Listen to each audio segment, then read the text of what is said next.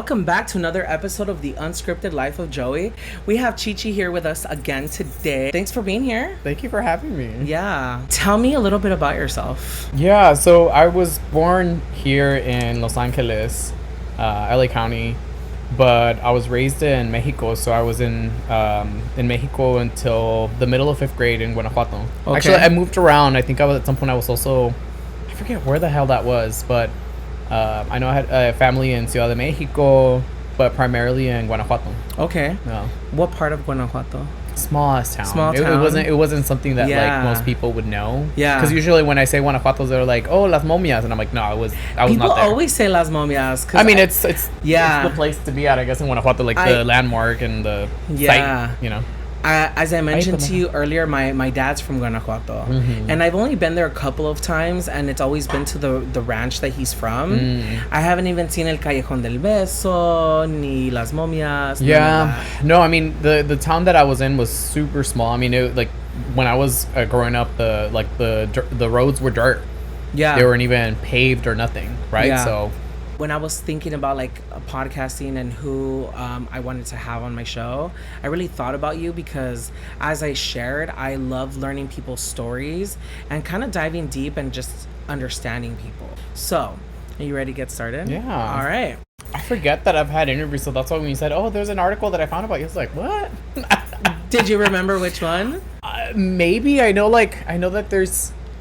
Voyage LA? I think so. Maybe yeah. So that's the article that I found. Okay. So, my first question is, growing up between Mexico, as you mentioned, and California, you experienced both joy and trauma. How do you think that those early contrasts shape Chichi that we see today? Yeah, I mean, I think that there's it's good and bad in both places. I spent basically my formative years in Mexico, and then moving to the United States was definitely a culture shock. Right. It was very interesting because one of the things that I tell people whenever I talk about my experience is that I feel like I experienced more homophobia in the United States versus the small town in Mexico that I was in. Right. So that was for me a very, very interesting. And a shocking thing too, because you would think they would be the opposite.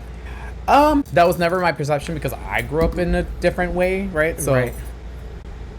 But yeah, it was interesting. I mean, obviously, I did experience homophobia when I was in Mexico as well. Right. Right, and I think that some of it may have been more subtle in a way of like watching television and hearing what was being said, right? Or like watching TV shows and seeing like the gay man or the queer person being the butt of the joke. Dios mío, ni con la valeriana se me pasa el mimiski que me dio. Ay, qué coraje. Ay, qué coraje. Yeah. Right. So I knew from a very early age of like, oh, okay, like I feel different. I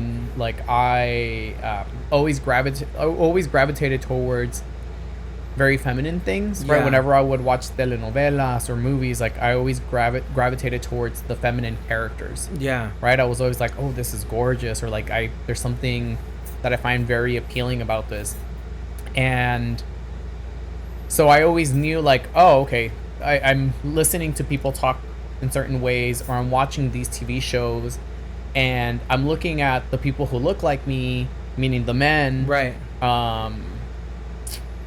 or the people who are also being addressed the way that people are addressing me, right? Right. Of like, you're a boy or this or whatever, right? Yeah. That they have to be a certain way or act a certain way or be attracted to certain type of people. And I was like, well, I don't fit any of those categories. Yeah. Right. So I knew from a very young age, like, yeah, there's something different here. Like, I'm not, whatever this depiction of manhood or whatever this is, that's not me.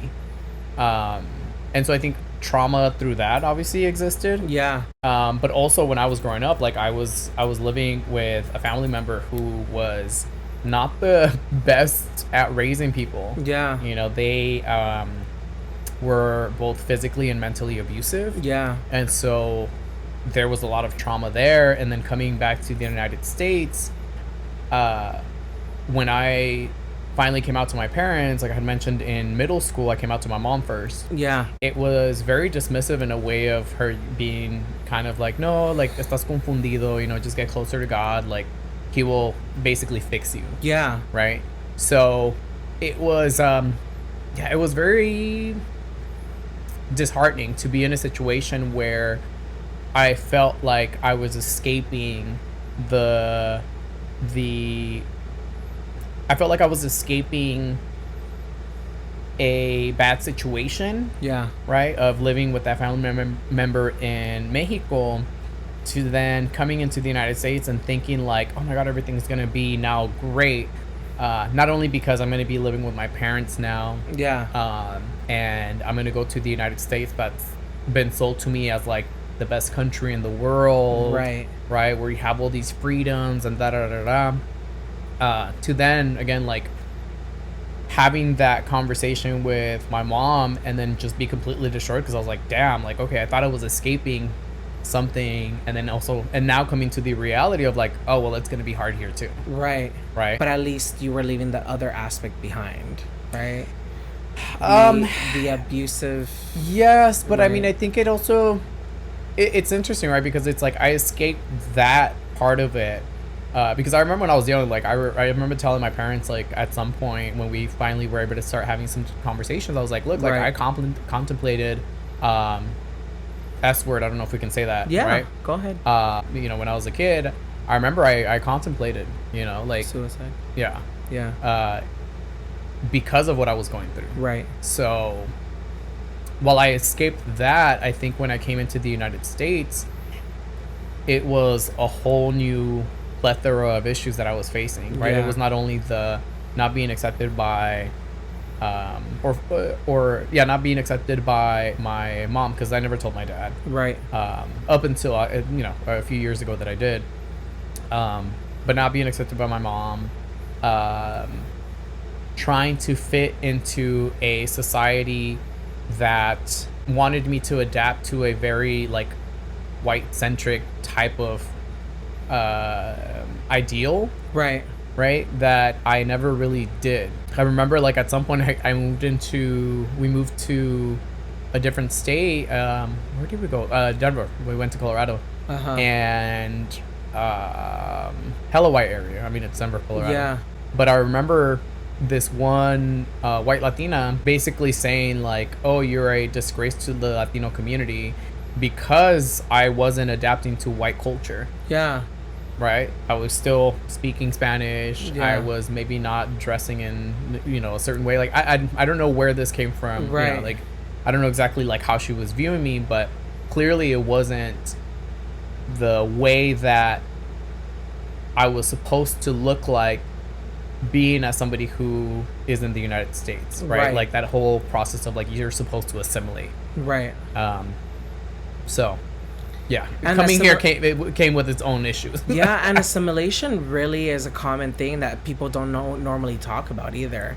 But I want to dial back to something that you mentioned earlier around religion. Mm-hmm. You grew up in Catholic traditions. How do you reconcile the spiritual foundation with the gender fluid, unapologetic persona that you embody now? Yeah, so I no longer practice Catholicism. Okay. I consider myself an atheist. Okay. And so there really isn't anything, like there really isn't any influence at this point of like religion as far as like my day-to-day or any, anything. I think for me it's more so I see how intertwined religion is.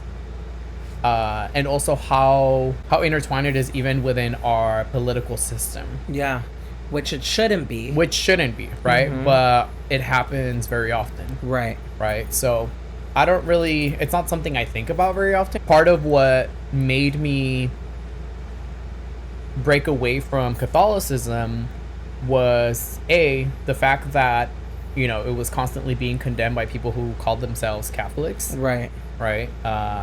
So, love thy neighbor until you find out that they're queer. Yeah. But also learning the history of colonization in Mexico, Yeah. right? So learning that this religion was not something that had Was- existed in indigenous It was Latino America. brought. It was brought over. It was Yeah. enforced. Yeah. Right. So when I started doing more research on that, for me, it just didn't sit well with me to say, oh, I'm going to participate in the religion of those who subjugated indigenous people and utilize religion to Weaponized. you know, to weaponize it against people Yeah. and enslave them and kill them. Like, Yeah. it didn't. It just I couldn't be okay with that. And let others live and be and do what they want to do. You know what I mean? And this is not to say that all religious people are doing that, right? Because it's not Correct. everyone. No. It's not everyone.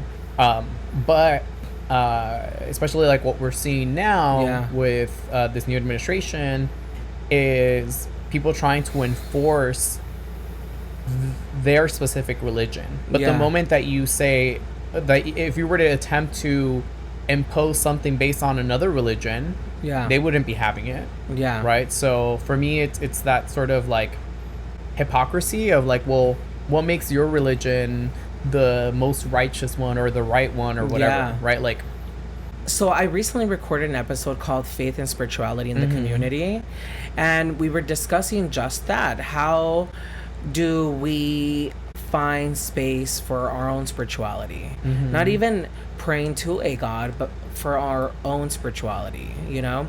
And one of the things that was brought up is when I started exploring my sexuality a little bit more openly, I was already maybe 17, 18 years old. And yeah, and it was this battle of what I feel versus who I am versus what I've been taught. So I feel that what separated me, or what I felt was separating me from God, was not so much my embracing of sexuality. It was not embracing authenticity and not embracing the reality of who I was.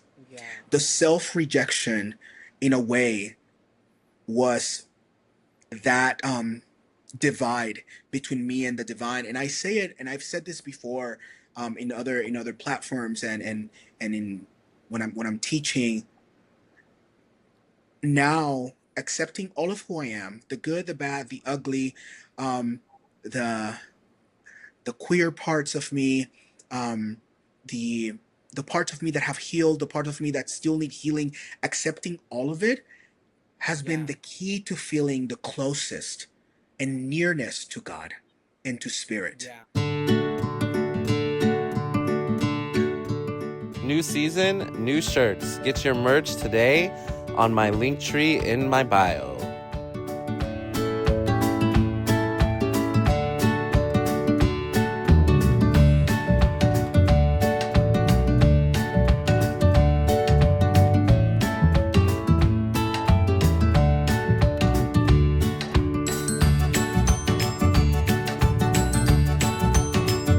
if we were to look at actual like Jesus conversation, right? He embraced difference. He embraced those that were chastised and pushed aside. You know what I mean? But yet people who do things on the name of the Bible and stuff like that, it's like you're contradicting yourself, because the actual mission was this, but you're following what the leaders of your religion are telling you, which is not the same thing. I don't consider myself someone who is the most knowledgeable on the Catholic religion. Right. For me, the way that I put it is, it was something that wasn't working for me. Yeah. And also something that I did not believe in. Right. So I tend to kind of leave it at that and just Right. let people know, like, but if you are religious, if you're a Catholic person, more power Yeah. to you. Like, Yeah. you do you, basically, right? Right. I think at the end of the day, really, for me, it's that foundation of saying, treat others the way that you would want to be treated. Right. And extending that to not impose your belief system onto those people. Yeah. Right? If it's not harming you in any way. And also, like, no seas un metiche, right? Yeah. Like, Like, you live your life, let me live my life. Yeah. Well, with that being said, let's transition to something more exciting, like community and activism, which you are heavily involved in. Just also started working with the Translatina Coalition as a policy intern. Okay. So I've been, because of my involvement in policy and working alongside them as well as many other organizations, Right. they extended an invitation for me to be part of their policy team as an intern. Okay. So That's awesome. Thank you. Yeah, no, Yeah. it's I'm super grateful. I love Bambi. Yeah. Check out her new song.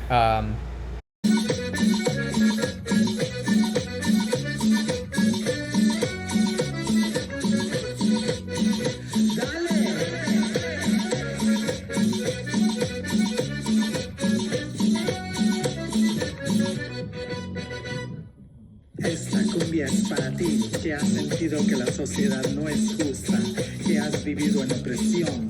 Ven, te invito a entregarte al movimiento, porque solo así podemos hacerle frente al odio, y al odio le cantamos así. Esta es la cumbia del movimiento, ven y recibe el sentimiento. Esta es la cumbia que te hace vibrar, esta es la cumbia que te hace bailar, esta es la cumbia que te hace cantar, esta es la cumbia que te hace brincar así, así, así, así. Ven, ven y muévelo, ven y muévelo. El movimiento te trae alegría, el movimiento te trae ilusión, el movimiento te trae esperanza, el movimiento te trae compasión. I'm also currently the director of advocacy for Flux Capítulo Los Angeles. I'm in charge of advocacy. Okay. This is a new role for me, so I'm still formulating exactly how this is going to go. Right. But one of the things that I do at every single event is provide an advocacy message Yeah. that ties into what the theme or the goal of a specific event is. So the last Right. event that we had was our Buns and Guns Right. pool party. Yeah. And in that specific event, my advocacy message was really catering to talking about our bodies, Right. right? And not just body positivity, but also acknowledging that this administration is really gunning for TGI people, Right. right? It is gunning for healthcare access for people that are TGI, stripping away medication, right? Including like HRT, hormone replacement therapy, Yeah. things that allow people to feel comfortable in their bodies, Yeah. right? So a lot of it was to say that, you know, part of my advocacy message was to say that you have a home here, Yeah. right? And here we're going to respect everyone and we're going to uplift everyone, Right. regardless of where you are, for example, in your transition, Yeah. right? And if they wanted to get some information, they could go to the Flux website. They can go to the Flux, the AHF. Flux website or our Instagram, right? Okay. And we have our link tree there, so people can find all the necessary links and all of that. Okay. But they can also reach out directly to me if they want to. That's right. perfectly fine too. And You'll I be can- tagged, and we'll try. Send me all the links, and we'll. yeah. We can do all that. Yeah, I work with Equality California. I currently work with them as well. Yeah. I started volunteering as well with the Human Rights Campaign, so I'm doing a Right. little bit of work with them. Gender Justice LA is another organization that I volunteer with. I like the LGBT Center and the Latino Equality Alliance, specifically through Mi Centro. You know, I think that as busy as I am, everything that I do ties with itself, right? Like, Right. meaning that everything has to do with one thing or the other. Right. And so Goes hand in hand. With it each goes other. hand in hand. Like, it's Yeah. never really too far off from one thing, Right. right? Because I'm still working with my community, and then whatever I'm hearing people say, then I can take it to these organizations to say, hey, well, this is what I'm hearing, this is Yeah. what's happening. And also to institutions, right? So I am also currently part of the Transgender Advisory Council for the City of Los Angeles, Right. which advises the City of Los Angeles on trans issues, Right. trans rights, right? Like what's happening within our community. Yeah. I'm also part of the community engagement standing subcommittee of the LGBTQ plus commission for the county of Los Angeles. Right. And in that role, same thing, right? Yeah. I'm bringing up topics for discussion Yeah. of what's happening within our communities. And the only way that you can effectively do that is by being involved, by talking to people and being connected, because you can't necessarily be there and represent and not be involved. Honestly, I know it's a far-fetched idea, but that's one of the things that I've thought about our politicians. Like, in order to be in office, you need to be somehow involved, like boots on the ground, you know what I mean? Because you become disconnected, and how do you know that you're doing right for the people you're representing? You know? Yeah, and I mean, I think it's, you know, it's like somebody that's so busy as like an elected official, right? Where that this is why you end up having, you know, your meetings, and this is why you also have your field representatives. Right. But I also understand that there have to be people who are actively going to those meetings, that are talking to those field representatives, that are sending those emails, that are making those calls. Yeah. And so I understand that I have to do my part, and my part tends to be, you know, going to those meetings, the meetings that are open to the public. Right. Right. Unfortunately, they tend to be meetings that are held during the week, during times people when can most go. people are at work, Yeah. or, you know. But people also have the option of, you know, submitting written comments. There's ways of getting involved, right? Yeah. Yeah. So before I dive into a next topic, I'm just going to ask you a random fun question. As you became Chi-Chi, is there someone that you looked up to? Any drag queens out there or anything? Someone that you were like, oh, like, I admire that person. Yeah. You know? I mean, honestly, like, I would say all of my drag ancestors, Yeah. right? Like a Marsha P. Johnson, Yeah. Sylvia Rivera, Bambi, Queen Victoria Ortega, right? People who are no longer with us, but also people who are still continuing to do the work. Yeah. Because for me, like, I adore the people that are doing the work, Yeah. right? That are there, like, actually getting, you know, their hands dirty. Yeah. You know, and this is why I look up to people like Marsha P. Johnson, like Sylvia Rivera, right? Like a Connie Norman, like a Bambi, like the people who are willing to get their hands dirty, Right. to fight, right? Because sometimes it takes a loud voice. It takes someone to be vocal, for someone to have a lot of strength to say, Yeah. no, this is wrong, and I'm going to stand up for my community. Right. So, you know, yes, every person who does drag as well, right? Yeah. Going out and practicing an art form that is undervalued, not just by straight cis hetero people, right? But even within people within our own communities. It's right? so funny you say that, because my next question to you, do you want to hear it? Mm-hmm. Was, you mentioned society often undervalues queer and trans people's work. Yeah. Reducing them to entertainers or jokes. How do you demand your worth in spaces that still want to underpay and tokenize you? Well, I think it's having those conversations with people, Yeah. right? It's unfortunately, that's something that happens fairly often, right? Yeah. Where, for example, like drag performers in particular, at least just in my experience, are often having to spend, you know, quite a bit of money to do their makeup, to come up with outfits, all of these different things, and are some of the folks that are underpaid the most. Check out next week's Spotify episode. The man behind the queen. Yes, queen. New episode available on Spotify and Apple Podcasts. To me, looking at something, for example, as someone like who does drag and is paid the same amount as somebody who maybe just comes in a shirt and shorts, I don't know, Yeah. right? Like, that is not equitable to me, Right. Because the person who's doing drag is having to invest a lot more into Yeah. what it is that they have on, right? Right. So I think it's having those conversations of saying, like, is this fair? Right. I think that I started, playing around with makeup, Yeah. and just starting to really work on myself after the height of the COVID-19 pandemic. Right. Like a lot of people, that was a time of reflection for Yeah. me. And I just remember, I remember thinking to myself at some point, being like, well, I've always had an affinity for these things, right? Yeah. Like I've always had an affinity for makeup.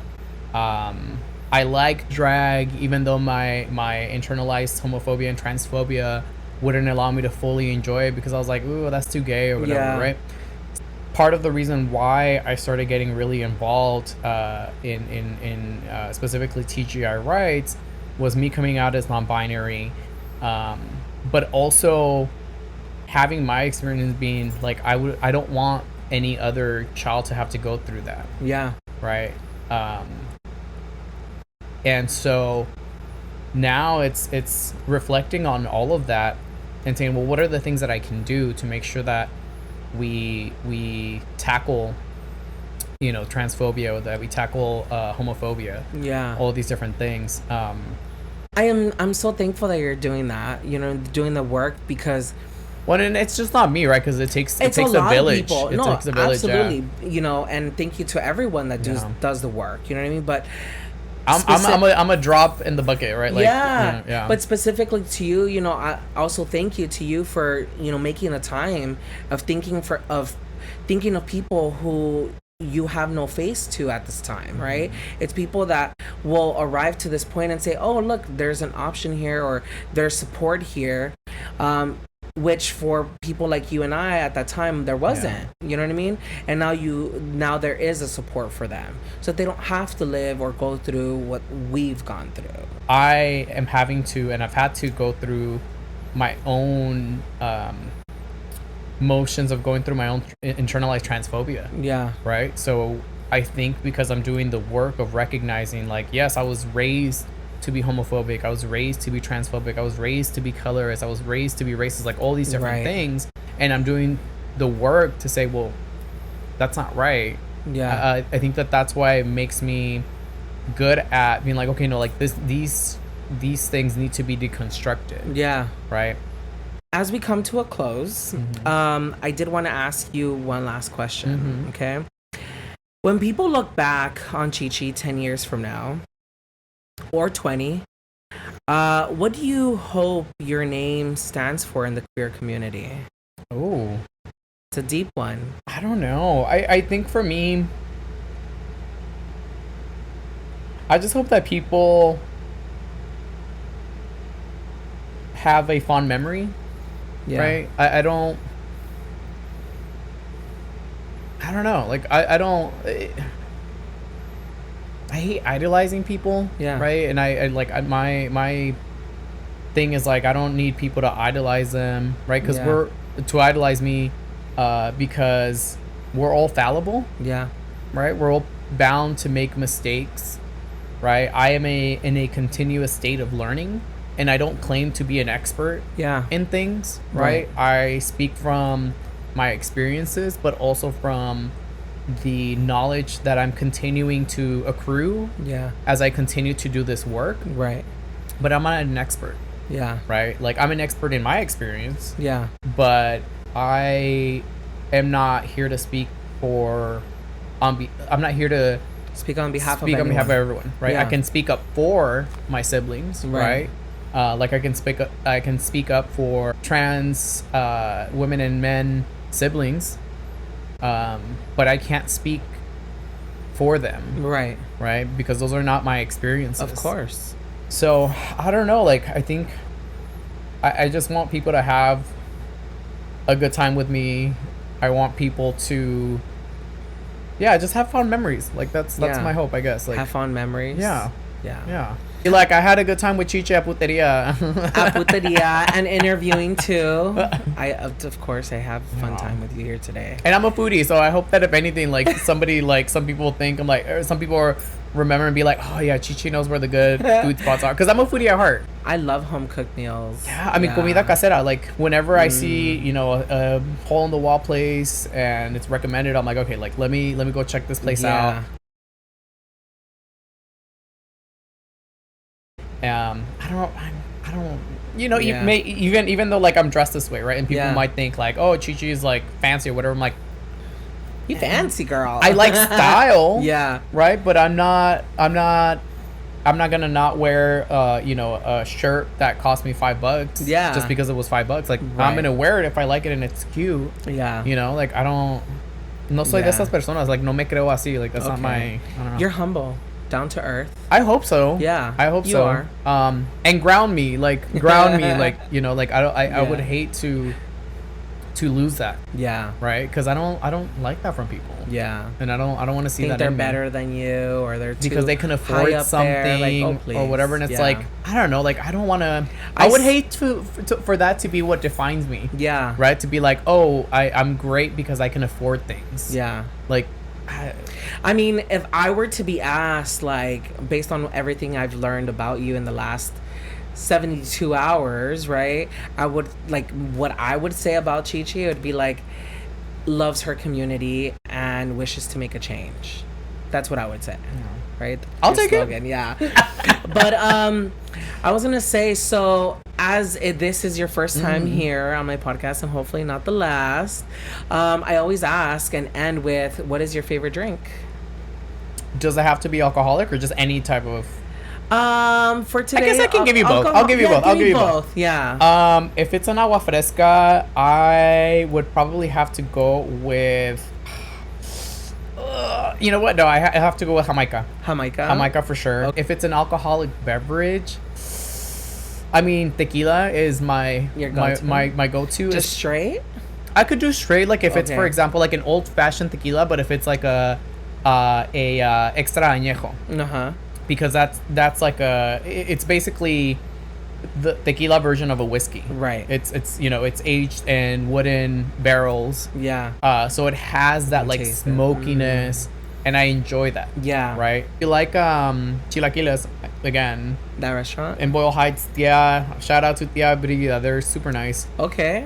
Really, really, really good. I'm telling you, you should chilaquiles. start your list of like restaurants. No, I already have my couple like different things, and I've taken a picky New Yorker to a restaurant and they enjoyed the food. So Yeah. I guess that there means you something. go. I guess that means something. I mean, I'm really picky when it comes to Mexican food. Like, it has to be very authentic. But yeah, it's I don't know. What is your favorite drink? Ya ni te pregunté. Well, my favorite drink, as most people already know, it's Jack and Coke. Oh, interesting. But the reality, the truth is that I like Dr. Pepper more than Coke. Oh, interesting. So I was talking that to explains why you like Jaeger, because that tastes like medicine to me. I don't like Jaeger. That bottle. Oh. But no, I don't like Jaeger. But I was talking to a friend. I was like, I like Jack and Coke, but like I actually put Dr. Pepper in my Jack. Interesting. So he's like, so a Dr. Jack? I was like, I like that. Yeah, I'm I gonna mean, make- I guess I always assumed that it was Dr. Pepper because it tasted like medicine. Yeah. So I was like, oh, it's, The Jaeger? Or no, what? Dr. Pepper. Oh, yeah. Because it says doctor. Because it has the cherry. On It the just, strong- it just, yeah. it just always tasted a little bit like medicine to me. Yeah. I do like Coke cherry. Yeah. Which tastes similar. Similar. Yeah. But again, I don't drink soda that often, so every Uh-huh. once in a while, it's like my preference would be the tiny little cans. And that's every funny once you in a say that while. because that's what I buy, the minis. Yeah. Because not even the minis I finish. Yeah, give me water. Obviously, you know, it's like I need to drink more water, pero se me Yeah. olvida.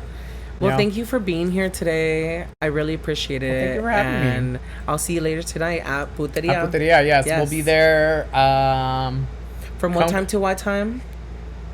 They From open the 9? doors at 9 p.m. And then it goes on until 2 a.m. Okay. I always encourage people not to drive if they're going to be drinking. Right. Please do not do that. As you should not. So Be responsible. and I also tell people, like, if this is your first time, I highly encourage you to take a ride share Yeah. because you're gonna have a lot of fun. You might get a little tipsy, and so I don't want you to have to prevent yourself from having a good time because Yeah. you have to drive afterwards. Right. So, you know, either find your DD for the night, take an Uber. No, take a Lyft. Fuck Uber. Take a Lyft if you can. Yeah. But any cover? Is there a cover for it? Yeah, I believe it's. I haven't gotten covered in so long, It's but I'm just like, I $10. think it's $10. Yes, it is. All night. I believe so. I believe so. But don't quote us on that. Don't show up and say they said No, because we're not gonna respond to that. I believe it's $10. Okay. Yeah, it should be around $10. Yeah. I keep saying last question, but I just have a. Oh, sorry. I have a curiosity because it's around my favorite movie, all-time favorite movie, and I'm wearing it. Oh yeah, To Wong Fu. Yes. You know what? I was looking at Do your you shirt know where I'm going with this? because of the interview today. Does your name have anything to do with Chi-Chi. Chi-Chi Rodriguez? Now, little one, what is your name? Chi-Chi. Chi-Chi Rodriguez. No, actually. No, I was honestly. It dawned on me earlier when I was picking my outfit for this interview, and I was like, I'm gonna wear this to remind me to ask the question. So funny.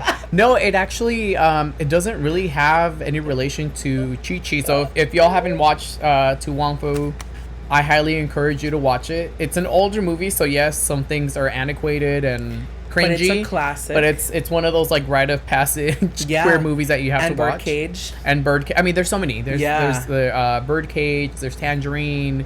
Watch all of the documentaries, especially the documentaries on Paris is like Burning. Connie Norman, Paris is Burning. Yeah. There's so many. But yeah, no, I don't know where my name came from. People just started calling me Chi Chi. Yeah.